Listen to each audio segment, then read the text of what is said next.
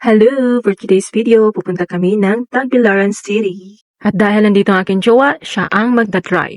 Sa ngayon, nandito pa kami sa Barangay Canulen. Malayo pa dito ang Tagbilaran City, 2 hours pa mahigit bago makarating doon. Marami pa tayong dadaan ng dagat.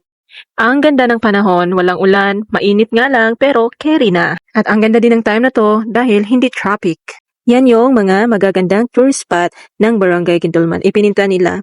At syempre, fast forward na tayo para maging mabilis ang ating vlog. Para hindi kayo maboard, ito na, nasa Tagbilaran City na tayo.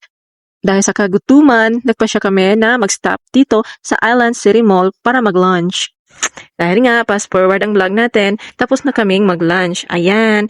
Pagkatapos noon, uuwi na rin kami. Ayan o, sumakay na kami sa escalator. Tingin-tingin muna sa malayo ang babae na yorn. Mas may priority kasi kaming pinunta dito. Kaya sa ngayon, tingin-tingin muna tayo. Tapos sumakay na tayo ulit ng escalator pababa para pumunta na sa exit nila. Pupunta naman kami sa kabilang mall. Nandun kasi yung pinunta ko talaga dito.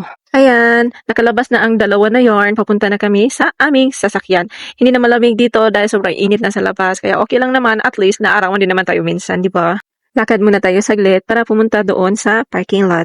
Naka-sunglasses na kasi hindi ko na kinaya yung init. Ang sakit-sakit na talaga sa mata. Nakakasingkit na ng mata. Baka akalain nila Chinese tayo, hindi na tayo Pinay. Ayan, nakasakay na ako ng time na yan. At yun yung Island City Mall. Baka makapunta kayo ng Bohol someday, visit lang kayo dyan sa Island City Mall na yan. Malapit lang ang terminal ng bus or van. Baka tourist ka at gusto mo pumunta sa Anda. Marami kasing mga tourists na pumupunta doon sa Anda dahil nagagandahan sila sa beach at saka nagagandahan din sila sa mga tourist spot ng Candy High. At hindi lang sa Candy High at Anda, marami ding magagandang hills sa Canulen. See you sa aking next vlog!